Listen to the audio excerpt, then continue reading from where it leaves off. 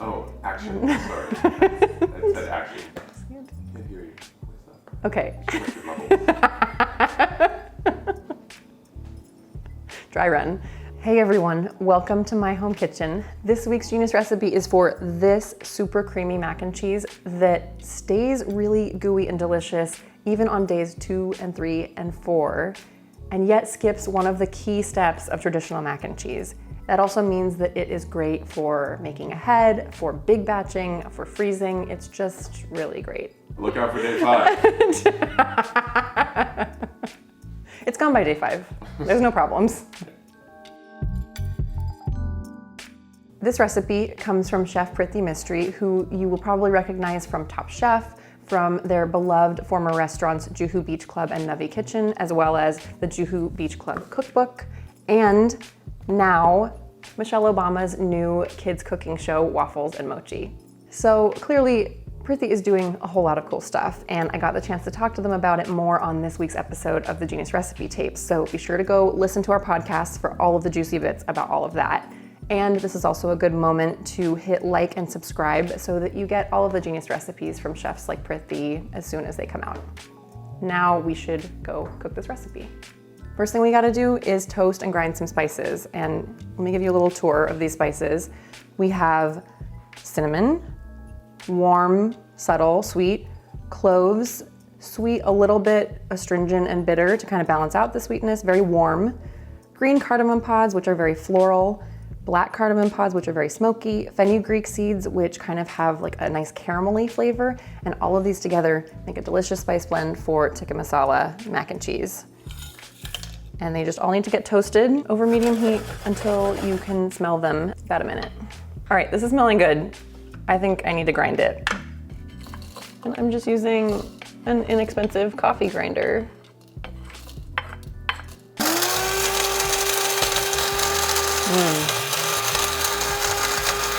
Good smells happening. There's the ground spices. And this is when you want to add in the Kashmiri red chili powder.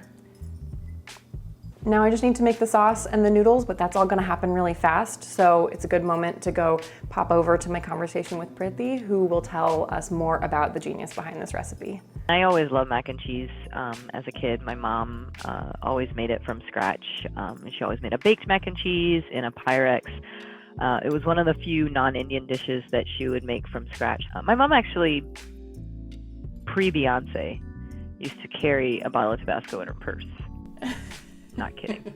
And I think spicy mac and cheese is something that was always kind of like in my head. And then also, we had this butter chicken sauce for our kids menu that was just like this, such a creamy, yummy sauce that was like, I could totally imagine macaroni elbows with it. So it just kind of like brought those things together and created this fantastical thing. And then also we put toasted bread cubes down the center, and my mom used to put little triangles of sliced white bread around the edges so you get that little crispy bread with the like gooey cheesy part at the bottom. Sauce time. First you gotta melt some butter. I'm going to saute a bunch of minced ginger and garlic just for a minute until it's nice and fragrant. Okay, that is very good smelling and doesn't smell raw anymore. It smells nice and mellow and savory, so the other stuff's gonna go in. Spice mix, some tomato paste, a whole can. It's gonna bring tons of umami, and cream.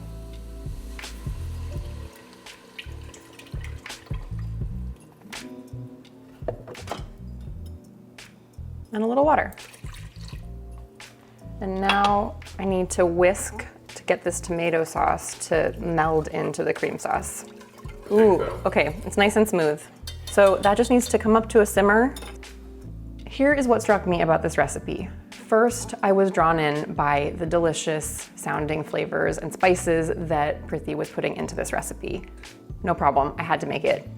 But then what really shocked me was how incredibly creamy this recipe is, not just right away, but days later as you're microwaving it, when other mac and cheeses would be kind of breaking or getting really dry. It was still really creamy. And even without making a bechamel, I would have thought that if I was going to be making a casserole baked mac and cheese with a gooey cheesy top, that it was going to need to be a bechamel based sauce. Once we get here and we see bubbles, we whisk in first sour cream. Maybe sour cream is helping it thicken and stabilize. Full fat sour cream. Don't go light with anything in this recipe or you might risk it breaking. Now cheeses, about 4 ounces of grated cheddar and grated gouda. Very good melty cheeses with a little sharp flavor that holds up against all these spices. So as soon as your cheeses are melted, your sauce is done. You stir in a little bit of salt, put it on low, and it hangs out while you make your noodles. My pasta water is ready to go. Adding in a good amount of salt, 1/4 cup, and all of those noodles.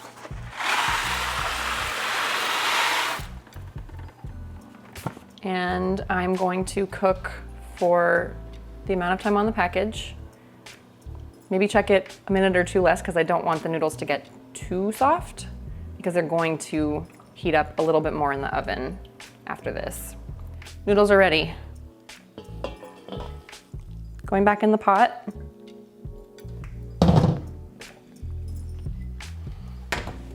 And now I get to add sauce in. So that's gonna look very saucy at first, but that's also, I think, part of what makes it hold so well is that it gives the noodles a chance to absorb some of the sauce and still leaves you plenty of sauce to be creamy and delicious even days later. This is the part where you take your very creamy mac and cheese and put it into a baking dish, cover it with cheese and broil it until the top gets nice and gooey. Because this recipe came from a restaurant, from this butter chicken recipe that turned into a mac and cheese recipe, it has a lot of the advantages that restaurant chefs have to figure out in terms of making a recipe scale really well, be really durable, be really freezable. And all of those are boons to us home cooks too.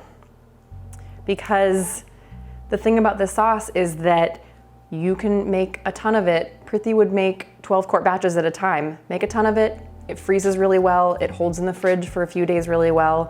You can either cook it all off like this, and like I said, it will microwave on days 2, 3, 4 beautifully, or you can keep the sauce separate and just kind of plop that onto your noodles or whatever you want to put it on every day you want to eat it. Stick it in the microwave, it's good to go. So it is big batchable, scalable, freezable, all of the ables.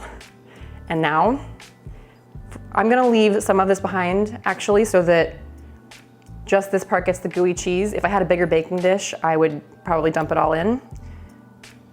But that we'll just figure out something to do with later. And we will have dinner later in the week, which will be amazing. Right, Mike? Right. And then it just gets broiled. It doesn't need to bake for a long time. Just a quick heat under something very hot to make it nice and toasty and melty. I'm leaving that open so I don't forget about it. Ooh. Good stuff going on here.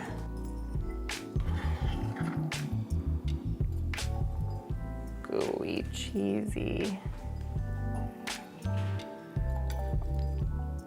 Looking really good. Did that look good?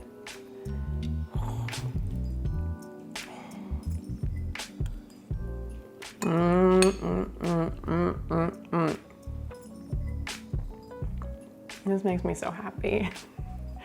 This is so good.